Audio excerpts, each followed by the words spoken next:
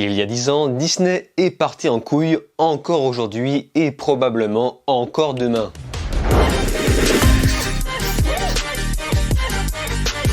Salut à tous, c'est Vince alias Amir Game et aujourd'hui on va parler de Disney, plus particulièrement des adaptations live qu'on voit par quantité, par paquet de 10 depuis plus d'une dizaine d'années. Et ça nous a amené à ce point en particulier, ça marche donc. Il n'y a absolument aucune raison que Disney stoppe tout ça. Et forcé de constater que tout le monde va passer à la casserole. Quand je dis tout le monde, je parle des vieux dessins animés. Et aussi ironique que ça puisse paraître, sachez que c'est quelque chose que je rêvais quand j'étais petit, parce que j'ai toujours été vraiment fan des classiques Disney de mon enfance, qui ont fait une grosse partie de mon enfance. Et je rêvais de voir des adaptations live avec des vrais acteurs de tous les dessins animés que j'ai adorés quand j'étais petit. Franchement, c'est là que je me rends compte que je suis né un peu trop tôt. Parce que clairement, là, Disney réalise ce que je voulais, sauf que là, il s'avère que j'ai vieilli et ça ne me convient pas du tout, du tout. Pourquoi ça ne me convient pas? Eh bien, je vais tenter de vous l'expliquer au fur et à mesure de cette vidéo. Mais pour faire très simple, disons que Disney ne prend même plus de risques en reproduisant juste ses œuvres de base, en copiant-collant ses œuvres de base sans prendre aucun risque, mais en moins bien. Et objectivement parlant, je trouve ça vraiment moins bien. Mais on va y revenir. Avant tout, on va y aller doucement, je vais un peu énumérer les premières adaptations qui sont apparues des films Disney. Et quand je dis on commence doucement, c'est on commence vraiment doucement avec par exemple l'apparition d'une des adaptations d'un Disney connu, Les 101 Dalmatiens. Et vraiment je suis très fan de la première version en dessin animé, mais le film, ça fait partie de mon enfance forcément, j'ai découvert ça avec mes yeux petits. J'ai beaucoup aimé le film, je l'ai pas revu depuis très longtemps, je ne peux pas vraiment être très objectif sur ce qu'était ce film, mais le fait est que Disney n'avait pas conçu cette adaptation pour le pognon, on va dire, parce que c'était vraiment dans le tout début, l'optique était vraiment différente, c'était une époque où la passion était encore vivant, si je puis dire. En 2000, on a essayé de faire une suite, Les 102 Dalmatiens, et il me semble qu'il y a 2 parties dedans, avec le fameux slibard tigre qui a marqué toute une génération. C'était pas vraiment ouf, hein. Bon, pareil, je ne peux pas vraiment donner de point de vue objectif, car ça fait très longtemps que je l'ai pas vu. Donc tout ceci est une catégorie vraiment à part, car ça sortait de tout ce business que fondait la production Disney à l'époque qui n'était pas encore vraiment dans cette optique de produire un maximum. Et ce n'était pas encore l'époque monstrueuse où Disney rachetait, dévastait tout, s'emparait de tout, absolument tout, même Star Wars. Non, en vérité, cette époque est née à partir du film Alice au Pays des Merveilles de Tim Burton. Et encore, même là, c'était un petit peu différent car Tim Burton ne voulait pas bêtement, méchamment reproduire une œuvre déjà existante, c'est-à-dire du vieux dessin animé d'Alice au Pays des Merveilles. Il voulait ajouter sa patte en racontant une nouvelle histoire qui s'inspirait en plus grande partie de l'autre côté du miroir. Ce qui est un petit peu ironique, c'est de savoir que l'autre côté du miroir en film est réellement sorti beaucoup plus tard, mais c'est un autre sujet. Pourtant, le film Alice au Pays des Merveilles n'a pas fait vraiment une très belle impression, mais le fait est que, bonne impression ou pas, le film a cartonné, et quand quelque chose cartonne à ce point, qu'est-ce qui se passe ? Il se passe que tu crées un monstre dans la production. Donc le monstre est né, c'est fait, mais celui-ci sommeille encore jusqu'à l'arrivée de sa véritable émancipation qui fait vraiment très peur. 4 ans plus tard, la créature sommeille encore pendant que le film Maléfique sort. Notez que je suis la seule personne vivante dans ce monde à ne pas avoir aimé ce film. Je n'irai pas plus loin en détail sur le sujet, je pense qu'il mériterait carrément une vidéo à part entière. En revanche, je lui attribue beaucoup de mérites, celui de proposer déjà une esthétique vraiment particulière, très riche, de raconter surtout quelque chose de différent par rapport à l'œuvre de base. Je trouve l'idée de s'identifier du côté du méchant vraiment génial. Et peut-être que c'est la raison pour laquelle tout le monde a adoré ce film, moi en revanche, je ne m'y suis pas vraiment retrouvé par rapport à d'autres détails qui manquent peut-être de finesse et de subtilité, mais peut-être qu'on en reparlera un jour. Et 1 an plus tard, qu'est-ce qui se passe? Ça y est, le monstre se réveille, la créature est en forme, émancipée, et s'apprête à tout détruire, à tout s'emparer des classiques qui existaient déjà avant. Cendrillon de Disney de 2015, l'adaptation live du vieux dessin animé que j'adore, vraiment, ça a fait vraiment toute une partie de mon enfance également. Excuse-moi, mais Cendrillon, c'est un dessin animé pour filles. Non.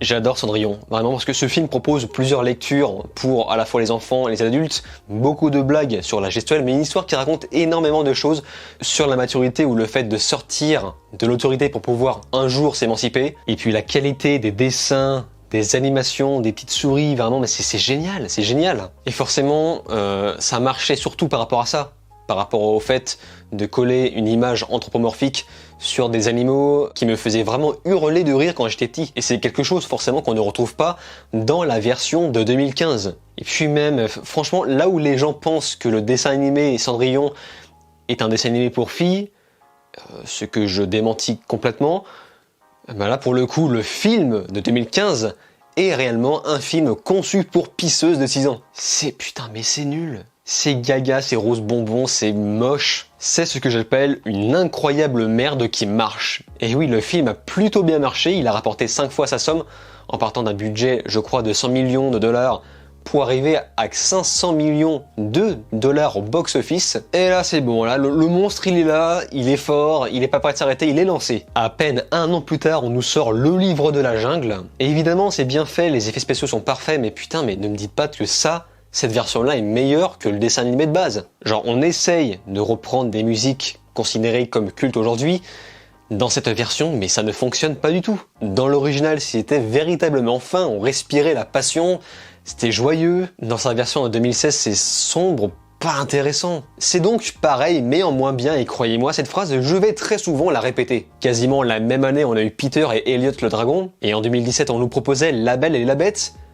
Même musique, même style, copie conforme. Et là où Disney est un fin stratège un petit peu malsain sur les bords, je vous ai déjà parlé de ça dans ma vidéo consacrée à Silent Hill Révélation, que je vous recommande, c'est-à-dire qu'on a eu une première version, si je ne me trompe pas, de 46, une version française de La Belle et la Bête, et beaucoup plus tard, en 2014, si je ne me trompe pas non plus, Christophe Gans a réalisé sa version de La Belle et la Bête en racontant une histoire un petit peu différente et en évitant de trop toucher aux vieux dessins animés de Disney. Donc ces derniers ont attendu que tout le monde fasse leur petite version afin de sortir la nouvelle de 2017 avec Emma Watson. De gros acteurs connus, de bonnes couleurs, de bons effets spéciaux, du très gros budget pour être sûr de bien écraser tout ce qui existait avant, de bien s'emparer de tout dans sa globalité. Et alors là, je peux vous garantir que cette version a été le coup fatal pour Disney, car là c'était officiel, ils ne comptaient pas s'arrêter. En 2018, on nous sort Jean-Christophe et Winnie. Alors personnellement, je n'étais même pas au courant avant de faire ces vidéos que ce film existe, mais du peu de ce que j'ai vu, ils ont tenté un petit peu autre chose. De raconter une autre histoire sans forcément essayer de copier l'original, et ça, vous voyez, c'est un procédé que j'aime beaucoup.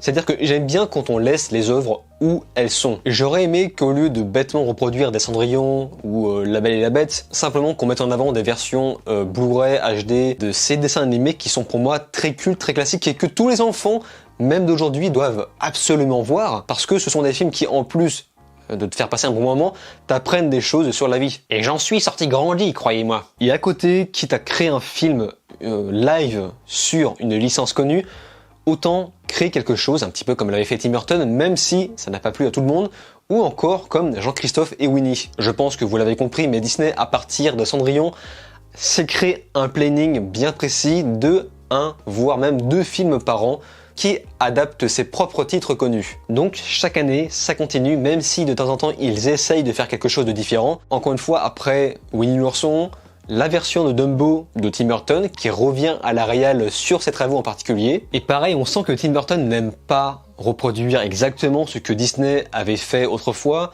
On sent qu'il a voulu négocier pour raconter sa version à lui. Et c'est peut-être le mérite qu'on lui attribue parce que voilà, c'est Tim Burton, il est connu. En revanche, le film Dumbo, une fois de plus, je n'ai pas aimé. Ne me dites pas que la version de Tim Burton est supérieure à l'original. Bon, déjà, je ne suis pas du tout fan de l'esthétique apportée au film, qui ne ressemble pas vraiment à du Tim Burton, malgré ce qu'on peut dire. Et surtout, mais gros problème d'écriture. On te vomit à la gueule un féminisme raté avec la gamine. Ce n'est pas en disant « je veux être une femme forte et intelligente » que tu le seras. Donc, arrête de parler et agis. Donc forcément, on l'a fait agir et on met en retrait complètement le petit garçon à ses côtés, qui pour le coup est un personnage auquel on s'en fout complètement. Et là, je suis pas en train de dire que ouais, on met du féminisme donc c'est mal. Non. On peut mettre du féminisme de manière intelligente, je l'ai dit tout un tas de fois, sauf sans déconner, soignez votre écriture et vous serez beaucoup plus subtil. Parce que le problème de l'écriture s'applique à tout. Le personnage de Michael Keaton en méchant est totalement en roue libre.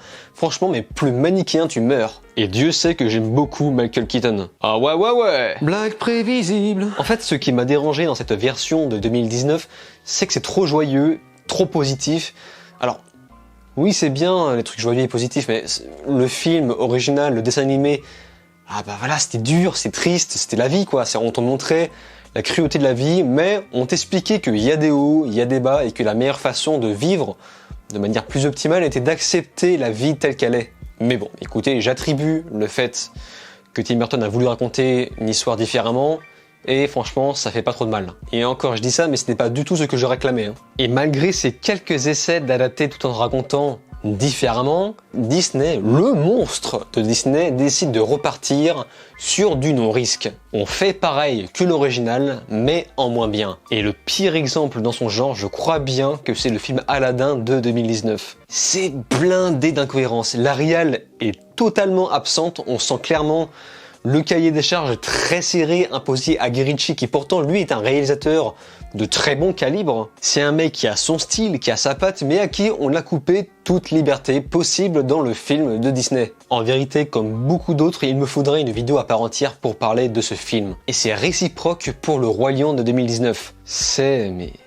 l'apothéose. Et pourtant, Dieu sait que ça marche et que tout le monde adore. Oh ça oui, tout le monde kiffe. C'est quasiment le même problème qu'Aladdin, c'est-à-dire qu'on reprend quasiment, mais littéralement, le film original plan par plan, mais avec des animaux photoréalistes. Et encore, je dis ça, mais Aladdin n'était pas vraiment plan par plan. Et le problème, c'est que la réal du Roi Lion est littéralement largement inférieure à la première version. Et supprimer l'anthropomorphisme qui crée l'émotion dans le dessin animé, qui crée vraiment la vie, ce qui faisait qu'on s'attachait vraiment au personnage, là, c'est complètement mort. J'ai eu l'impression de regarder des animaux empaillés, mais bouger. Mais pour le coup, je vous invite à vous recueillir sur ma vidéo L'appel de la forêt, où je parle un petit peu de ce sujet d'effets spéciaux, sur le côté anthropomorphique, et le fait que, bien sûr, qu'on aurait pu créer de l'émotion juste grâce à l'animation, ce qui n'a pas du tout été le cas du film Le Roi Lion. Et ça mériterait également une vidéo. Bon, après on te sort une suite de Maléfique, le pouvoir du mal.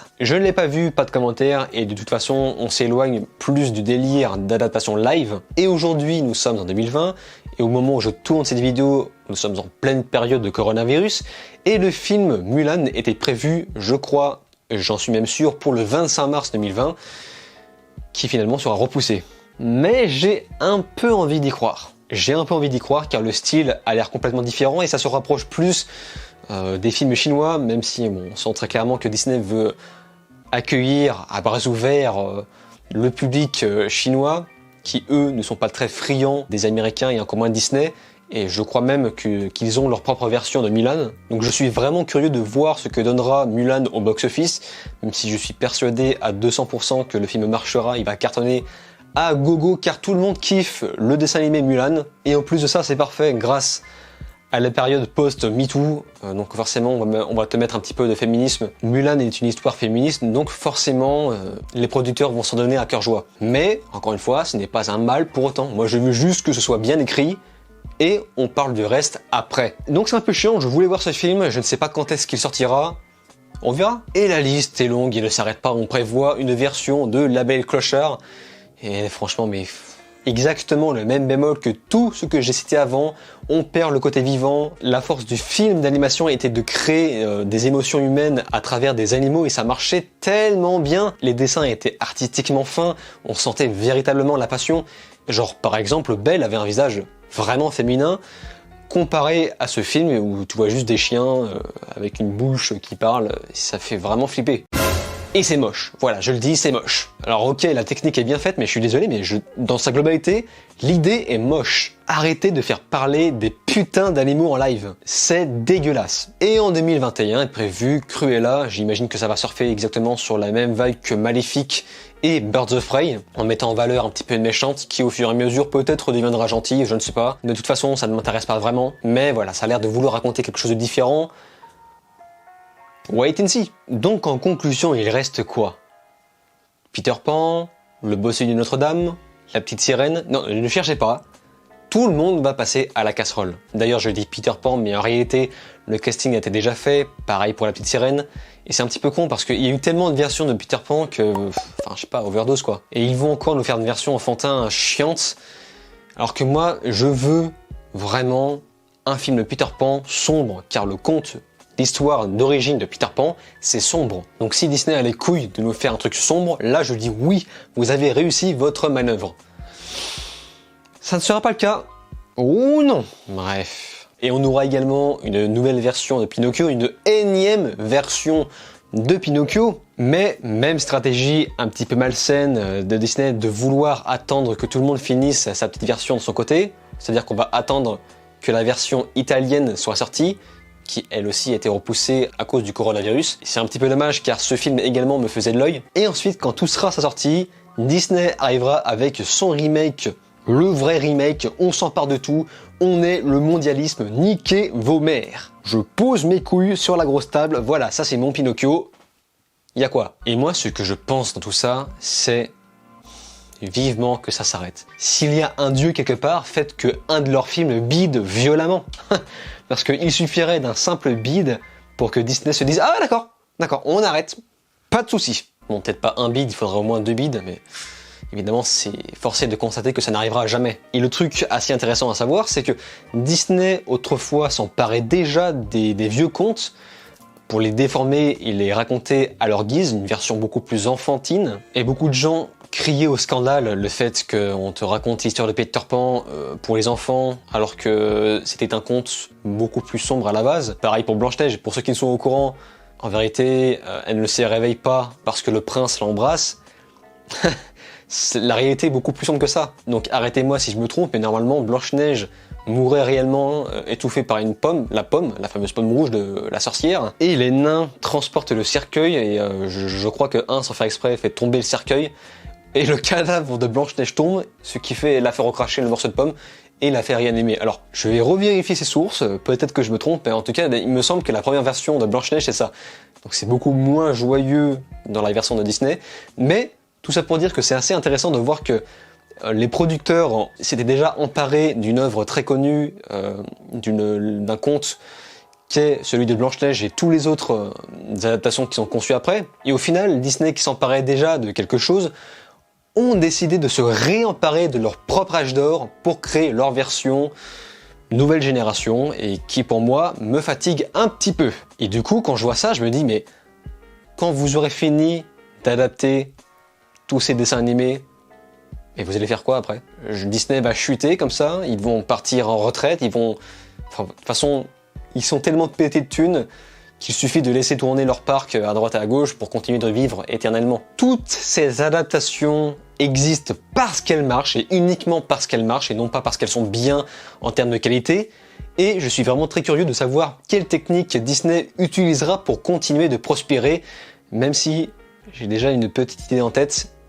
J'ose pas la dire parce que j'ai vraiment peur que Disney entende un jour cette vidéo et décide de reprendre cette idée. Bon, je vais quand même le dire. Au pire, je serai le premier, j'en sais rien.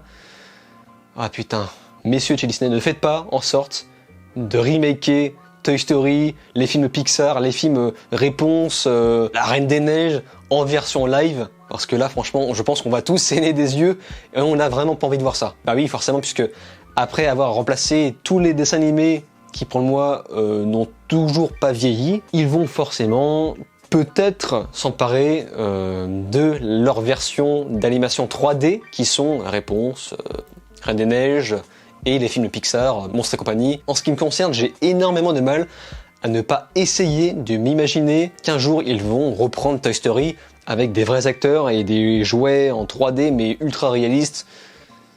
Ça fait peur, mais tout est possible.